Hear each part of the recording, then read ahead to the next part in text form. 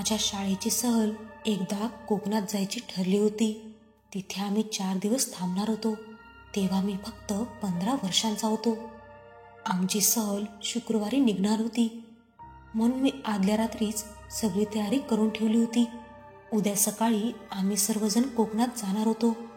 या विचारानेच मला फार आनंद होत होता. सकाळी 6 वाजता निघायचे होते, म्हणून रात्री लवकर झोपावे असे वाटले. परंतु काही केल्या मला झोपच येत नव्हती. कदाचित उत्साहामुळे मला झोपच लागत नव्हती. पण काही वेळानंतर मला गाढ झोप लागली. त्या रात्री मला अचानकच जाग आली आणि मी उठून बसलो.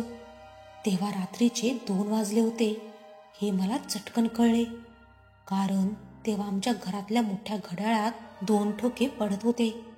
मला तहान लागली होती, म्हणून मी पाणी प्यायला गेलो. तेव्हा भिंतीवरच्या कॅलेंडरकडे माझे लक्ष गेले. तेव्हा मी पाहिलं की 2 दिवसांनंतर अमावस्या आहे आणि मी नंतर परत झोपायला गेलो. पडल्या पडल्याच मला गुंगी आली आणि मी झोपी गेलो.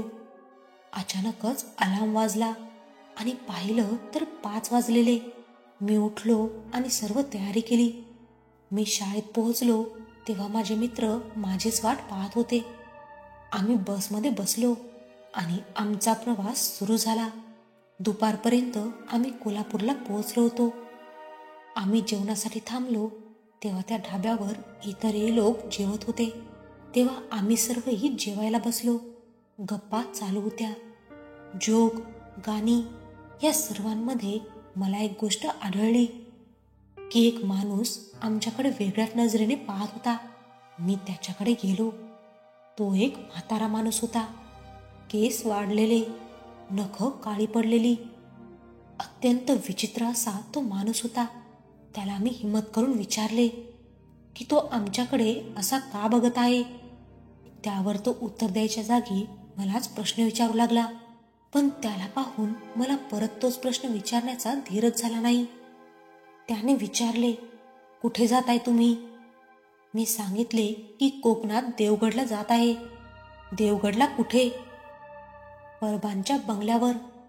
मी वाक्य पूर्ण करण्याच्या आतच तो गंभीर चेहरा करून म्हणाला, परवा अमावस्या आहे. तुम्ही तिथे जाणे योग्य नाही. तेथे फार भयान. पुढे काही सांगणार इतक्यातच मला माझ्या मित्रांनी हाक मारली. मी मागे पाहिलं आणि विचारलं काय झालं. ते म्हणाले, काय करत आहेस तू तिथे? मी म्हणालो, अरे या आजोबांबरोबर बोलत आहे. ते मला विचारू लागले की कोण आजोबा? मी म्हणालो, हे काय, माझ्या समोर बसले आहेत. समोर पाहिले तर तिथे कोणीच नव्हते. मला जरा वेळ धक्काच बसला. मग मित्र माझ्या जवळ आले आणि विचारलं की बरा आहेस ना, काही होतंय का तुला? मी जरा सावरूनच त्यांना म्हणालो, नाही, काही नाही. बराच वेळ मी त्या प्रसंगाबद्दल विचार करत राहिलो. का कुणास ठाऊक त्या व्यक्तीचा आवाज आणि चेहरा मला परिचित वाटत होता. आता आमची बस ढाब्याहून पुढच्या प्रवासासाठी निघाली. आम्ही काही तासातच अंबोली घाटात पोहोचलो होतो. घाट सुरू झाला तसं माझ्या मनात त्या व्यक्तीचे विचार सुरू झाले. घाट संपत आला. त्याच्या शेवटच्या वळणावर तोच विक्षिप्त व्यक्ती एका दगडावर बसून मला हाक मारत होता. आता तर माझी मती गुंग झाली. मी मित्रांना जोरजोरात हाका मारत होतो, परंतु ते माझ्याकडे पाहतच नव्हते. अचानकच माझं लक्ष एका दगडाकडे गेलं आणि मी सुन्नच झालो. आमची बस पुढे सरकतच नव्हती. सर्व काही स्तब्ध. आता मला कळाले की माझे मित्र मला ओका देत नव्हते. ते थिजल्याप्रमाणे उभे होते. काहीच हालचाल नव्हती. अगदी त्यांना चिमटा देखील काढला, परंतु मीनाचे पुतळे ज्याप्रमाणे जिवंत वाटतात त्याप्रमाणे ते झाले होते. आता मात्र माझा जीव कंठाशी आला होता आणि त्यात भर म्हणून तो म्हातारा माणूस आमच्या बसकडे येत होता. मी मनातल्या मनात देवाचं नामस्मरण सुरू केलं. तो माणूस पुढे येत होता. आता तो माझ्या खिडकीसमोर येऊन थांबला. तो म्हणाला, घाबरू नकोस पोरा, मी तुला काही करणार नाही. का कुणास ठाऊक त्याच्या या शब्दांमध्ये एक वेगळीच आत्मीयता व प्रेम होते. तो म्हणाला, मगाशी जी गोष्ट सांगायची होती ती राहून गेली, म्हणूनच मी इथे आलो आहे. आणि तो पुढे सांगू लागला, हे सर्व मला खूप आश्चर्यकारक व तितकेच भीतीदायक वाटले. मी याचा विचार करतच होतो तितक्यातच तो व्यक्ती अदृश्य झाला व एक हवेचा झोत माझ्याकडे आला. आणि काय आश्चर्य, बस पुन्हा चालू झाली. माझे मित्र पुन्हा हालचाल करू लागले आणि माझे लक्ष माझ्या हातावरील घड्याळावर गेले आणि अजून एक झटका मला बसला. आमची बस ज्या क्षणी थांबली तेव्हापासून आतापर्यंत एकही क्षण उलटला नव्हता. माझ्या चेहऱ्याचा उडालेला रंग पाहून एका मित्राने मला विचारले, काय रे, बाहेर काय पाहतोयस तू केव्हापासून, आणि तुझ्या चेहऱ्याचा रंग का उडालाय? मी म्हणालो, तुला काही जाणवलं का? तू फार वेळ स्तब्ध होतास. त्यावर तो मला म्हणाला, काय रे, बरा आहेस ना? मगाशी त्या ढाब्यावर सुद्धा एकटाच बडबडत होतास. मी खाली मान टाकली आणि हळू आवाजात म्हणालो, काही नाही. या दोन प्रसंगानंतर मात्र मला विचार करण्यास भाग पाडले की खरंच भूतांचं अस्तित्व या जगात आहे का नाही. आजपर्यंत मी समजायचो की भूत फक्त अंधश्रद्धा आहे. आज जेव्हा माझ्यावर तो प्रसंग ओढावला तेव्हा मी कोणत्याही तत्वाचा विचार केला नाही. फक्त एकच गोष्ट मनात होती आणि ती म्हणजे स्वतःचा जीव वाचवणे. इतका सखोल विचार मी प्रथमच करत होतो. आज मला जीवनानंतरचे आयुष्य अक्षरशः अनुभवायला मिळाले. हा सर्व विचार सुरू असतानाच आम्ही केव्हा कोकणात पोहोचलो ते मला कळालेच नाही. आम्ही संध्याकाळच्या 6 वाजता देवगडला पोहोचलो. हिरवागार परिसर, शुद्ध हवा आणि नारळाच्या बागा, हे सर्व दृश्य पाहिल्यानंतर माझ्याबरोबर घडलेल्या घटनांचा विचार व दिवसभराचा थकवा लगेचच पळून गेला. आम्ही संध्याकाळी फ्रेश होऊन समुद्रावर गेलो. तिथे थंड हवा आम्हाला जणू बोलावतच होती. मावळता सूर्य आम्हाला सुंदर रात्रीची भेट देऊन जात होता. आम्ही सुमारे 8च्या दरम्यान परबांच्या वाड्यावर पोहोचलो. वाडा तसा जुना होता तरी त्याची भव्यता थक्क करणारी होती. आम्ही त्या वाड्यात गेलो तेव्हा मला त्या हवेत एक दुःखी भावना जाणवत होती. अचानकच माझं मन दुःखी झालं. मला त्या वाड्यात राहावंसं वाटत नव्हतं, म्हणून मी माझ्या मित्रांना ही गोष्ट सांगायला जाणार तितक्यातच मला बंगल्याच्या परसात एखादी लहान मुलगी खेळत असल्याचा भास झाला. मी परसात गेलो तर तिथे कोणीच नव्हते. मी मागे फिरणार इतक्यातच कोणीतरी माझा हात पकडला. मी घाबरलो आणि धीर करून पाहिले तर एक लहान मुलगी, इनमीन 8 ते 9 वर्षांची, माझा हात पकडून उभी होती, अगदीच गोंडस. तिने मला म्हटले, दादा, तू इथे नवीन राहायला आला आहेस? तिची मला प्रश्न विचारतानाची निर्भयता आश्चर्यकारक होती. इतकी लहान मुलगी एखाद्या अनोळखी व्यक्तीबरोबर इतक्या सहजतेने कशी बोलू शकते? या गोष्टीचाच मी विचार करत होतो. मनात कुतूहल होतं. तिला पाहून मला माझ्या लहान बहिणीची आठवण आली. इतक्या प्रवासात माझी आपुलकीने विचारपूस करणारी व्यक्ती प्रथमच भेटली आणि तीही एक लहान मुलगी. मी तिला विचारले की तू कुठे राहतेस?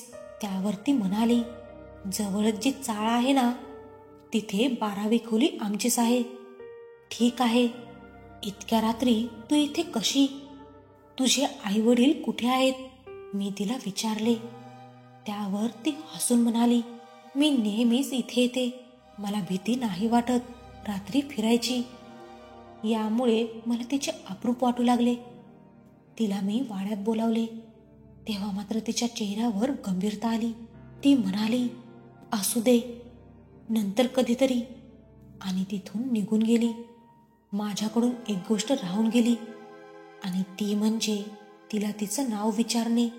मी विचार केला, आता 4 दिवस आलो आहोत तर होईल परत भेट, आणि मीही वाड्यात परतलो. त्या मुलीला भेटल्यानंतर मी वाड्यात जात असताना मला कोणीतरी माझा पाठलाग करत असल्याचा भास झाला. मी मागे वळून पाहिलं तर मागे कुणीच नव्हतं. मी माझ्या मित्रांकडे गेलो तेव्हा सर्वांना रूम वाटण्यात आल्या होत्या. मला तिथे वरच्या मजल्यावर रूम मिळाला. जेव्हा मी पायऱ्या चढत होतो तेव्हा त्यांचा तो किरकिरा आवाज त्या शांत वातावरणात मन सुन्न करणारा होता. हळूहळू मी वर जाऊ लागलो. तसतसं वाड्यातील वातावरणात मला एक वेगळाच दमटपणा आणि भीतीदायक आवाज येऊ लागले. मनाचा धीर खचत चालला होता. अंगावर घाम आणि पायात मुंग्या आल्या. मला एक एक पाऊल टाकणं देखील कठीण जाऊ लागलं. आता मला पुढे जाणे शक्य नव्हते. मी मागे फिरलो आणि अचानकच एक 12 ते 13 वर्षांचा मुलगा माझ्यासमोर उभा राहिलेला मी पाहिला. चेहऱ्यावर तेज आणि हसऱ्या चेहऱ्याने तो माझ्याकडे पाहत होता. त्याच्या चेहऱ्यावर कोणत्याच प्रकारची भीती नव्हती. तो आल्यानंतर मात्र आजूबाजूच्या वातावरणात कमालीचा फरक जाणवला. मी त्याला विचारले, तू कोण आणि इथे कसा? त्याने शांतपणे मला उत्तर दिले की मी तुला तुझ्या रूमपर्यंत सोडायला आलो आहे. त्याच्या उत्तराने मला बुचकळ्यात पाडले, कारण तो मला ओळखत होता परंतु मी नाही. वर तो मला धीर यावा अशा गप्पा मारत होता. मी त्याला विचारलं, तुला कसं कळालं की मी घाबरलो आहे?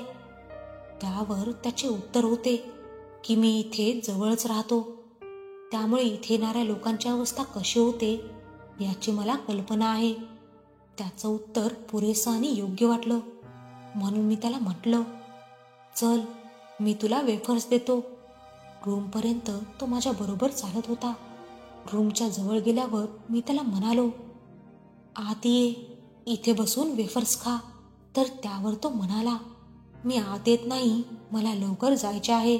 मग मी त्याला म्हणालो, चालेल, हे पाकिट घरी घेऊन जा.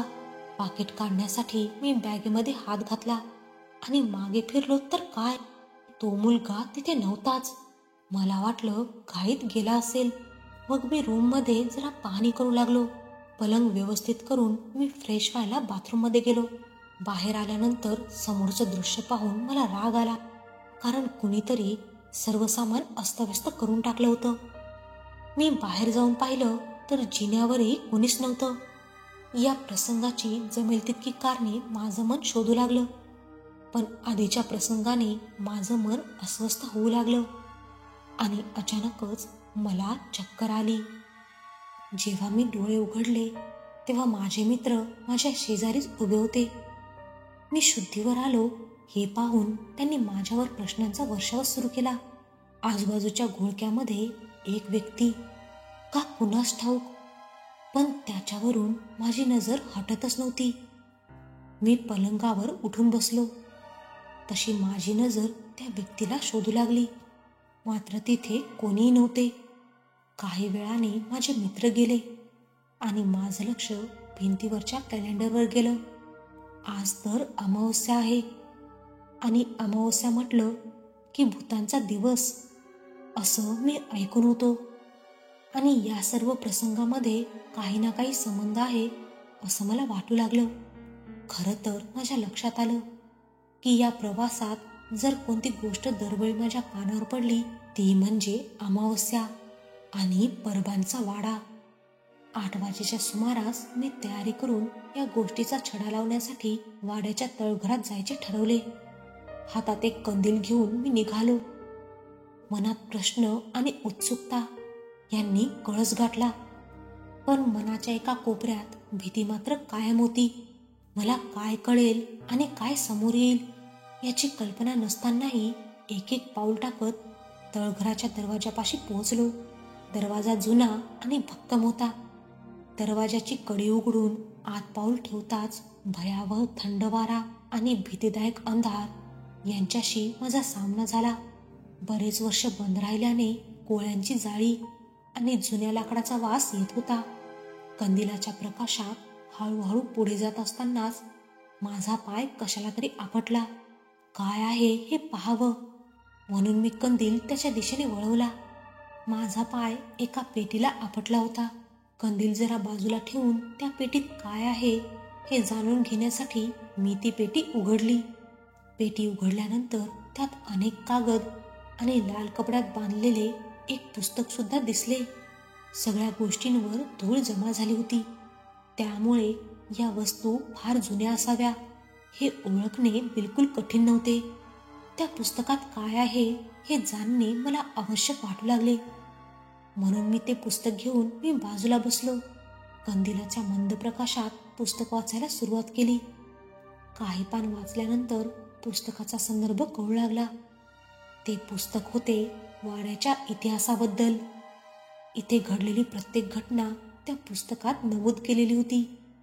पुस्तक वाचता वाचता मी पुस्तकाच्या शेवटच्या काही पानापर्यंत पोहोचलो आणि पुढची पानं कोरीच होती. पुढे काही असेल म्हणून मी शेवटच्या पानापर्यंत गेलो. शेवटच्या पानावर लिहिले होते, जर जीवनाच्या या खेळातून सुखरूप बाहेर पडायचे असेल तर मनाच्या चष्म्याने ती कोरी पानं वाच. पण जर एकदा तू ती वाचलीस की मग तुला अशा प्रसंगांना सामोरं जावं लागेल ज्यांची कल्पना देखील तू केली नसेल. या वाक्यानेच माझं मन धडधडायला लागलं. पण का कुणास ठाऊक मनाच्या आतून कोणीतरी मला खुणावत होते. धीराने मी मन एकाग्र केले आणि त्या पानांकडे पाहिले. आणि काय आश्चर्य, ज्या पानांवर काही नव्हते तिथे चक्क चित्र आणि ओळी दिसू लागल्या. यापुढे माझ्या आयुष्यात जे काही झाले ते मी कधीच विसरू शकणार नाही याची कल्पना मला नव्हती. आणि त्या क्षणापासून माझं अख्खं आयुष्यच बदललं. त्या कोऱ्या पानांवरची गोष्ट अशी होती की सुमारे 100 वर्षांपूर्वी आजच्या परबांचे पूर्वज श्रीमंत धनाजी परब यांनी या वाड्याची रचना केली. त्यांची संपत्ती अमाप होती. तसेच ते दयाळू आणि कर्तबगार होते. त्यांच्या हद्दीत कोणीही दुःखी नव्हते. परंतु त्यांचं नशीबच खराब की त्यांना भीमाजीसारखा भाऊ मिळाला. भाऊ कसला, शत्रूच होता तो. त्याला वाटे ही सर्व संपत्ती आपली असावी. यासाठी त्याने प्रयत्न सुरू केले. धनाजी विरुद्ध कट कारस्थान करण्यास सुरू केले.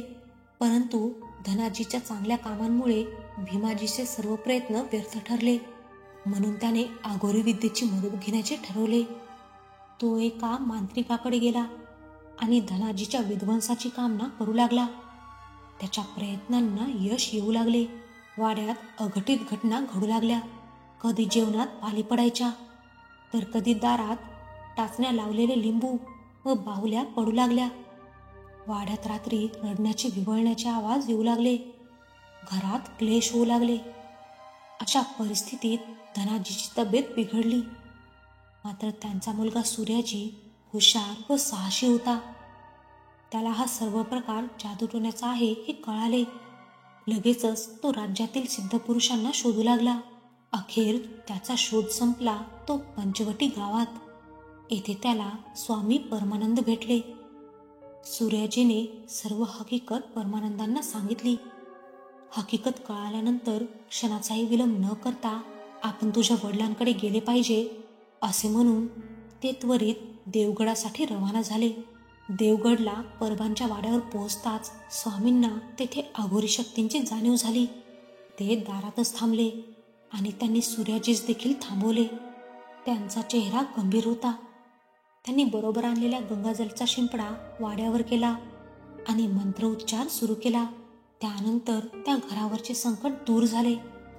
पण भीमाजी अजूनही जिवंत होता. तो स्वतः अघोरी विद्या संपादन करू लागला. तब्बल 12 वर्षांनी तो परतला. तेव्हा सूर्याजी राजा होता. भीमाजीने आपली सर्व शक्ती परब घराण्याच्या विध्वंसासाठी वापरली. पण सूर्याजीच्या पुण्यामुळे आणि धाडसामुळे हे संकट टळले. भीमाजीचा अंत झाला. पण तो जाता जाता स्वतःला दुष्टशक्तींच्या स्वाधीन करून गेला. सूर्याजीच्या मरणानंतर हळूहळू सर्व परब घराण्याचा शेवट झाला. भीमाजीचा आत्मा वाड्यात फिरू लागला. पण सूर्याजीच्या प्रधानांनी परमानंदाच्या मदतीने त्यांनी दिव्य अंगठी तयार केली या विचाराने की भविष्यात या वाड्याला मुक्त करण्यासाठी नियती कुणाला तरी इथे घेऊन येईल आणि तो हे करून दाखवेल. या कार्यासाठी तुझीच निवड झाली आहे. तूच या वाड्याला वाचवू शकतोस. असा आवाज माझ्या कानात घुमू लागला. मी पटकन उठलो आणि वाट मिळेल तिकडे पळू लागलो. धावता धावता मी वाड्याच्या बाहेर पडलो. अचानकच मला त्या मुलाची आणि त्या लहान मुलीची आठवण आली. तिने जाता जाता आपण कुठे राहतो हे मला सांगितले होते. या वाड्याविषयी अधिक माहिती मिळवण्यासाठी त्या चाळीकडे मी जाऊ लागलो. त्या चाळीत पोहोचल्यावर मी तिथेच बाकावर बसलेल्या एका आजोबांना 12व्या खोलीविषयी आणि त्या मुलीविषयी विचारलं. तेव्हा त्यांच्या चेहऱ्यावरचे भाव बदलले. ते अशा प्रकारे बोलत होते की त्यांना मी चेष्टेने विचारत आहे. ते म्हणाले की या चाळीत 12वी खोलीच नाहीये. त्यानंतर मात्र मी चक्रावून गेलो. हा विचार करतच मी वाड्यावर परतत होतो की अचानकच ती दोन्ही मुलं माझ्या समोर उभी असलेली मला दिसली आणि माझ्या हृदयाचा ठोकाच चुकला. त्या मुलाच्या हातात मशाल होती. शरीर गोठल्याचा अनुभव आला. हातपाय हलतच नव्हते. ती मुले माझ्याकडे आली आणि मला आपल्याबरोबर एका डोंगरातल्या गुहेत घेऊन गेले. तिथे गेल्यानंतर त्या मुलाने मशाल पेटवली. ती मशाल त्या गुहेच्या भिंतीकडे वळवली आणि त्या भिंतीवर काहीतरी कोरल्याचे मला दिसले. त्या मुलाने मला सांगितले की उद्या अमावस्या आहे. 100 वर्षांपूर्वी ह्याच दिवशी भीमाजीने काळी विद्या संपादन केली होती. कारण हा दिवस 100 वर्षात एकदाच येतो आणि या दिवशी काळी जादू फार शक्तिशाली बनते. मी आश्चर्याने विचारलं, तुला कसं काय एवढं माहिती? त्यावर तो हसला आणि म्हणाला, मी या वाड्याचा राजकुमार सूर्याजी परब आणि ही माझी धाकटी बहीण. अचानकच ते आपल्या मूळ रूपात आले आणि मला म्हणाले, मी अस्तित्वात असेपर्यंत या अंगठीचे जतन केले आणि ही माझी जबाबदारी होती. पण आता ही अंगठी तिच्या खऱ्या मालकाला आणि या वाड्याच्या वारसदारास देण्याची वेळ आली आहे. ती अंगठी अत्यंत तेजस्वी आणि चमत्कारिक वाटत होती. अंगठी घेतल्यानंतर मी त्यांना विचारले, तो म्हातारा कोण होता? त्यावर राजकुमार म्हणाला, तो भीमाजी होता. कदाचित तू इथे येणार आहेस हे त्याला कळालं असेल आणि तुला थांबवण्याकरिता त्याने तुझ्या मनात या वाड्याविषयी भीती निर्माण केली असेल. राजकुमार म्हणाला. मी म्हणालो, आता यापुढे काय? यावर राजकुमार उत्तरला, यापुढे तुझं नशीब आणि ही अंगठी हेच तुला मार्ग दाखवतील. हे सांगून ते अदृश्य झाले. माझ्या आयुष्यातील सर्वात मोठा लढा आता फक्त एक दिवस दूर होता.